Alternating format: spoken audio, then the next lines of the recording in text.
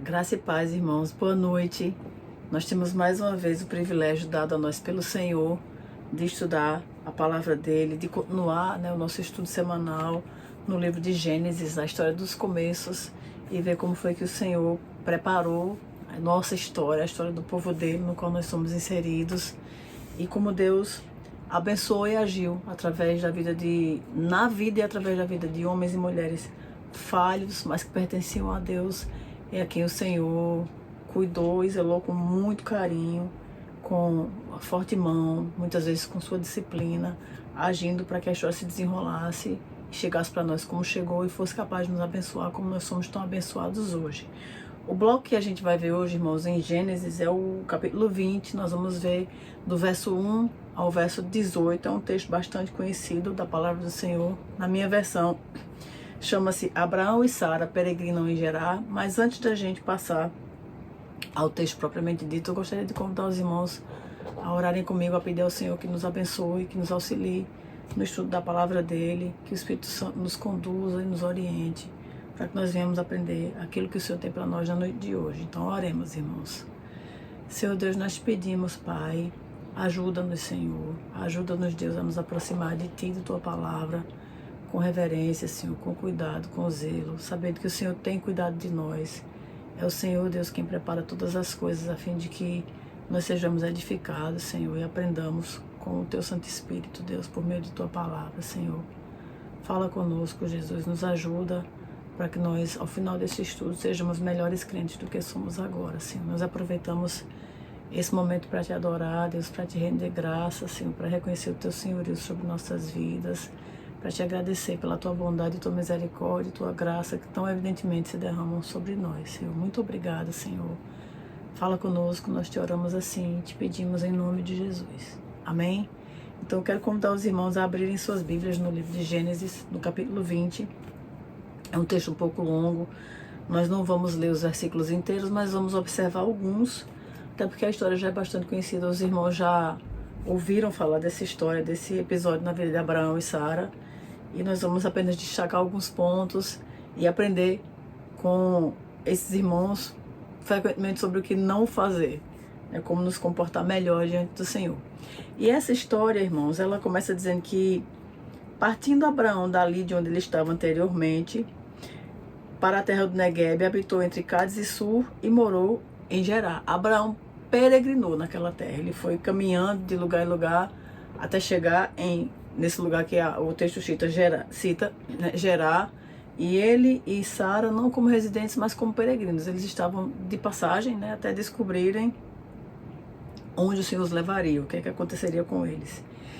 E por conta dos costumes do lugar, de como as pessoas dali se comportavam, e era fama, e era conhecido, temendo por sua própria vida, Abraão ele resolve mentir, ele resolve pedir à sua própria irmã que colabore com ele numa mentira. O versículo 2 diz assim: disse Abraão de Sara sua mulher, ela é minha irmã. Assim, pois, por conta da mentira que Abraão conta, no lugar de dizer e assumir que Sara era quem era a esposa dele, mas dizer que ela era sua irmã, vem uma consequência. Abimeleque, que era o chefe, o rei daquele lugar, rei de Gerar, manda buscá-la para si e a toma como uma de suas muitas esposas, porque Sara era uma mulher muito bonita.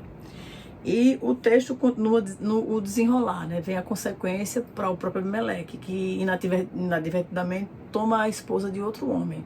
Deus aparece à noite para Abimeleque e em sonho diz àquele rei: olha, você vai ser punido de morte, de qualquer jeito, vai ser punido de morte por conta da mulher que você tomou, porque essa é uma mulher que tem marido.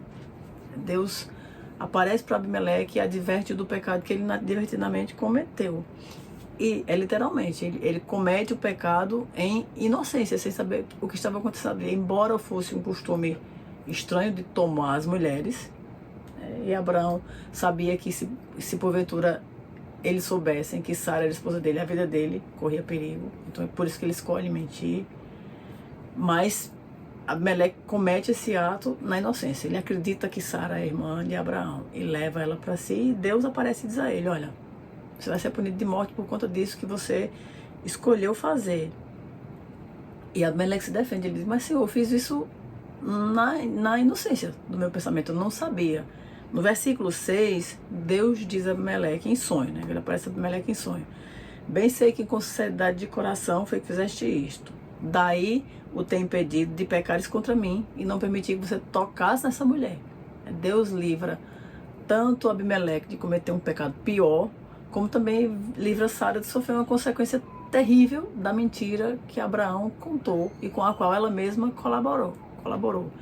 E a história se desenrola, nós vemos o drama acontecer, Abimeleque, ele acorda, conversa com seu povo, as pessoas ficam atemorizadas, ele chama Abraão para dar satisfação, aquela mentira ela é exposta e Deus, em sua misericórdia, com relação a todos os envolvidos nessa história, finaliza, né, mostrando a sua graça, o seu cuidado para com o seu povo, Abraão e Sara, mas também Deus não demonstra desprezo com relação ao povo de Abimeleque. No final das contas, ele cuidou daquele povo também. Nós vamos ver no versículo 14, Abimeleque obedecendo ao que Deus mandou. Deus manda Abimeleque devolver Sara a Abraão. Abraão, sendo profeta, oraria por ele, para que não o mal que existia naquela casa ali, decretado por Deus por conta do pecado que Abimeleque cometeu, fosse retirado, né? Houvesse o perdão, ele fosse absolvido daquilo ali. Deus evita que ele piore e provê para ele também um meio para que a coisa seja resolvida. E no versículo 14 a gente vai ver que Abimeleque tomou ovelhas e bois, servos e servas e dá a Abraão. E restitui Sara a Abraão, restitui a Abraão sua mulher. E no 17 a gente vai ver, e orando a Abraão, sarou Deus Abimeleque, sua mulher e suas servas, de sorte que elas pudessem ter filhos, porque Deus havia, assim, tornado as mulheres daquela casa estéreis. E com esse episódio, que é muito conhecido, né, que revela erros daqueles que foram escolhidos pelo próprio Senhor, nós aprendemos algumas lições que são práticas e que a gente pode trazer para o nosso dia a dia, irmãos, para a nossa vida, para que a gente seja melhores crentes, seja melhores servos desse Deus, que assim como cuidou de Abraão e de Sara, né, cuida também de nós. A primeira delas é que a confiança em Deus, ela evita decisões precipitadas. E isso é a parte clara desse texto. Se Abraão tivesse confiado de que o Senhor o livraria em qualquer circunstância, Abraão não teria sentido que era necessário recorrer a uma mentira. Quantas vezes isso não acontece com a gente também? A gente recorre a outro tipo de subterfúgio, a qualquer tipo de subterfúgio, atalhos, né, esquemas que desagradam ao Senhor para se proteger. E isso revela que a nossa confiança em Deus, ela não é tão firme e tão forte quanto ela deveria ser. Nós deveríamos fazer como Provérbios 3:5 diz, confiar no Senhor de todo o nosso coração. E confiando no Senhor de todo o nosso coração, saber que, independente das circunstâncias, quer sejam circunstâncias nas quais nós estejamos em imensa bonança, quer sejam circunstâncias que a gente esteja se enxergando em dificuldade, né, caminhando para uma situação difícil, independente disso, Deus cuida de nós o tempo inteiro. Ele controla a nossa história, o desenrolar de nossas vidas o tempo inteiro, não só nossas vidas, do universo inteiro, de tudo que existe. E confiando nele, o verdadeiro amor lança fora todo medo. A gente não precisaria, se nossa confiança for firme e ela for realmente, os nossos pés estiverem firmados na rocha, a gente não vai considerar buscar subterfúgios, a gente não vai considerar recorrer a atalhos como Abraão recorreu. Preferir mentir por medo de sua própria vida, esquecendo-se de que o Senhor cuidava de sua própria vida, como tinha cuidado até aquele momento, como faz conosco também. Nós deveríamos ser mais espertos de que Abraão foi. Esse é o convite feito para nós essa noite. Se a gente acha que está se metendo em encrenca e para se livrar da encrenca a gente deve recorrer a algum ato que desagrade a Deus, o melhor que nós devemos fazer é confiar no Senhor. É continuar sendo fiéis, sendo firmes, sendo crentes, agindo como crentes, sabendo que Deus cuida de nós. Independente da confusão que a gente veja se formando ao nosso lado, o Senhor passa conosco em meio a qualquer tribulação. Confia no Senhor, de todo o teu coração, a fim de que você evite decisões que são precipitadas, como Abraão escolheu. Ele escolheu mentir e arcou com isso. Foi envergonhado publicamente, colocou em risco sua própria esposa, colocou em risco todo um povo. Muita gente sofreu a consequência da mentira de Abraão. Não foi só ele. Pecados, eles geralmente esbarram, respingam naqueles que estão ao redor, sejam eles inocentes ou não. A segunda lição que a gente aprende é que Deus guarda os seus, mesmo em meio ao erro. A gente vê Abraão, Sara, porque foi cúmplice, cometendo um erro grotesco, mentindo. É algo que Deus detesta, que envergonha a si mesmo, envergonha o Deus que você serve. Mas a gente vê Deus ainda em meio a essa dificuldade, agindo pelos seus, né, livrando. E é interessante perceber que Deus não agiu só em favor de Abraão e Sara. Deus, ele livrou também a casa de Abimeleque. Ele viu que aquela atitude que aquele rei, embora ímpio, embora não participante do povo de Deus, cometeu, não foi nascida somente na maldade. Foi no costume e baseado na mentira que Abraão contou. E Deus agiu, né, guardou os seus, especialmente, mesmo em meio ao erro deles. Isso revela pra gente misericórdia do Senhor. Deus não concorda com o nosso erro, mas pela misericórdia dele, ele nos ajuda a percebê-lo e a nos livrar dele, né? Que a gente possa dar ouvidos à voz do Senhor, que a gente se lembre de que o anjo do Senhor acampa ao redor dos que o temem. Só isso já deveria ser suficiente para fazer a gente confiar de olhos fechados em Deus. Mas ainda quando a gente erra, o anjo do Senhor continua se acampando ao redor dos que o temem. É mais do que isso, na verdade. O Espírito do Senhor habita naquele que recebeu a Jesus como Salvador. E Ele mesmo nos ajuda a reconhecer o nosso erro e pela misericórdia dele, Ele mesmo nos tira dos caminhos errados que a gente escolhe. Ele mesmo continua nos guardando, nos cuidando, ainda quando a gente está em meio a erro. Embora, vale a pena lembrar, isso não deve ser usado para a gente achar que a gente é livre para errar. A gente não pode aproveitar-se da liberdade que Deus nos dá, a liberdade que nós temos no Espírito para agir com libertinagem. O crente, ele não vive pecando, não pode usar de desculpa nenhuma para pecar. Deus está comigo em meio ao erro. Deus está com você te livrando, Ele não está concordando com o erro que a gente cometeu. A gente tem que ser mais sagaz, mais sincero e mais crente do que isso. Embora Deus nos guarde em meio ao erro, não significa que Ele seja conivente com esse erro, mas que a gente precisa se consertar e que Deus nos dá tempo para isso, nos dá novas oportunidades, por enquanto. E a última lição que a gente aprende, irmãos, com esse erro, é que, mesmo Deus guardando em meio ao erro os seus, Deus, Ele corrige os seus com graça e Ele restaura os seus.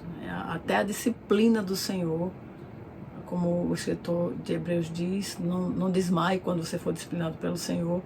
Deus disciplina como um pai, disciplina aquele a quem ama. Até a disciplina do Senhor, ela é baseada em graça, ela é baseada em amor, ela é feita para a restauração daquele que porventura tenha cometido algum pecado, tenha caído em alguma falha. Como o texto de Apocalipse 3,19 diz, aqueles a quem eu amo, Jesus falando, repreendo e disciplino. Isso é graça, isso é misericórdia, irmãos. Que pai não repreende o filho a que ama?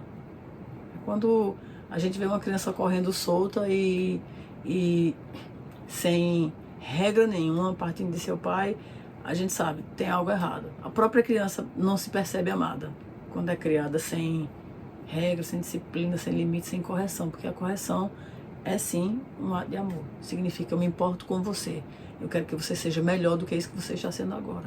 E Deus, Ele sim, como disciplinou Abraão, como disciplinou Sara, como disciplinou até o próprio Abimeleque. Ele disciplina e repreende.